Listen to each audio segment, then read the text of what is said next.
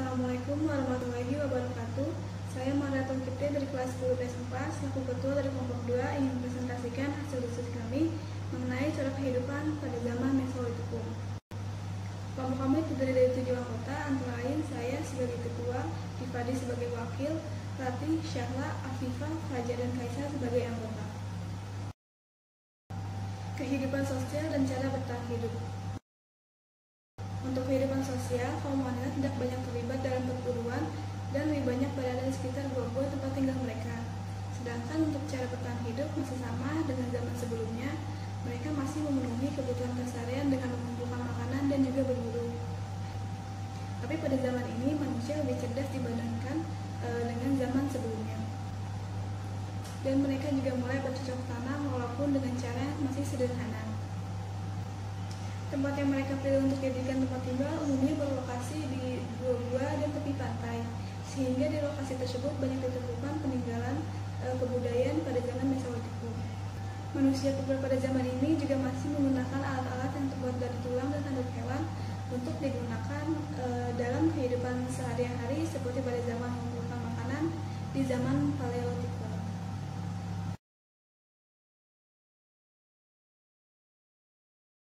Kehidupan budaya Mesolitikum, di antaranya adalah peradaban Ambisosroch yang tinggal di dalam gua. Peradaban ini di mana manusia telah tinggal di suatu gua yang dapat kita jumpai pada kebudayaan Sampung Bone, Gua Lawa dekat Sampung Ponorogo, Jawa Timur. Di antaranya adalah tinggal di tepi pantai. Selain kebudayaan tinggal di dalam gua, manusia di zaman Mesolitikum juga tinggal di sepanjang pantai dengan mendirikan rumah panggung sederhana. Hal ini juga menghasilkan berbagai tumpukan sampah yang berasal dari kulit siput dan kerang yang tertampung di tepat di bawah rumah. Sampah tersebut disebut juga Kojen Modinggek atau Kojen artinya dapur, Modinggek artinya sampah. Selanjutnya adalah kebudayaan Toala. Sebagian besar dari kebudayaan Toala membuat alat yang berasal dari bahan batu dengan bentuk menyerupai batu api, berasal dari Eropa. Sebagai contoh, kaleson, jaspis, obsidian, dan kapur.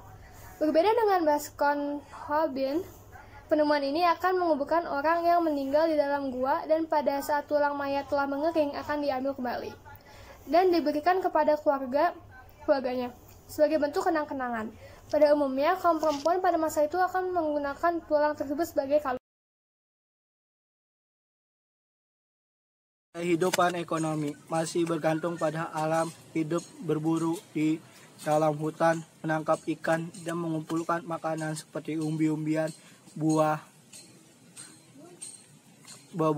biji-bijian, dan daun-daunan. Yang tinggal di pesisir pantai, makanan pokok mereka adalah kerang dan rumput laut. Mereka juga sudah menyimpan dan mengawetkan daging dengan cara dijemur. Assalamualaikum warahmatullahi wabarakatuh. Saya Rati dari kelas 10 IPS 4. Saya akan mempresentasikan tentang kepercayaan pada zaman Mesolitikum. Nah, di zaman Mesolitikum itu kepercayaan ada dua, dinamisme, kepercayaan yang percaya pada setiap benda yang memiliki kekuatan gaib atau roh, dan animisme, kepercayaan bahwa nenek moyang yang telah meninggal masih hidup di dunia. Jadi dilakukan pemujaan dan upacara. Nah, pada zaman Mesolitikum, bukti adanya kepercayaan dinamisme dan animisme itu dibuktikan pada lukisan di Goa Leang-Leang, Sulawesi, yang menggambarkan telapak tangan wanita dan beberapa hewan yang dipercaya mempunyai kekuatan gaib untuk mengusir roh-roh jahat. Sekian, terima kasih.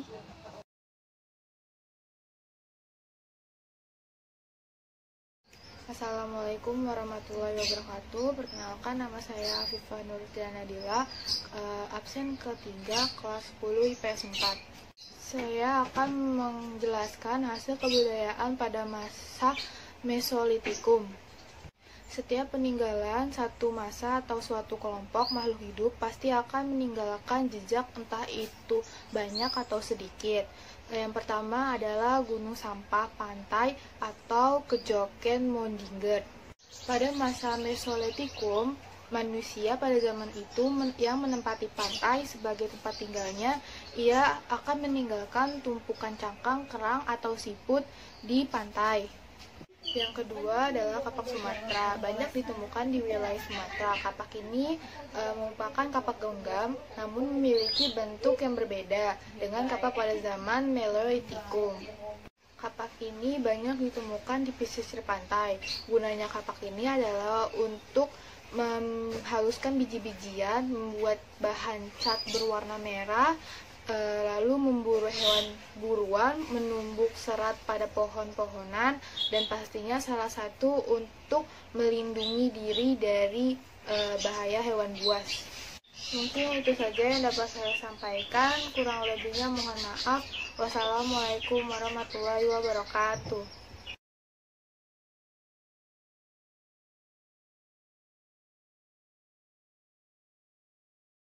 Hasil kebudayaan, batu pipisan. Hasil kebudayaan dalam Neolitikum selanjutnya adalah batu pipisan. Batu pipisan jika dilihat maka bentuknya akan lebih merupai ulekan atau alat penghancurkan, halusnya mengampurkan bumbu-bumbuan. Batu pipisan terdiri dari dua bagian, yaitu tempat yang digunakan untuk menumbuk hasil, tempat mencampur menghaluskan bumbu biji-bijian tersebut. 2. Alat menggunakan pada tangan dan bertujuan untuk menghancurkan. 4.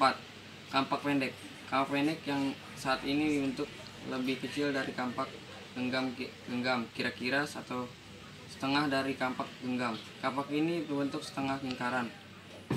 Ada bagian yang runcing dan tajam pada lengkungannya. Kampak yang satu ini digunakan manusia zaman Mesozoikum untuk memotong buah, menggali tanah guna menggunakan makanan berada dalam tanah atau umbi-umbian. 5. Mata panah yang bergerigi. Mata panah adalah salah satu objek yang paling penting yang digunakan untuk para pemburu. Tidak usah kita melihat zaman dahulu. Para pemburu di hutan zaman sekarang juga memerlukan ujung tombak panah yang digunakan untuk menghentikan pergerakan target lawan binatang pastinya.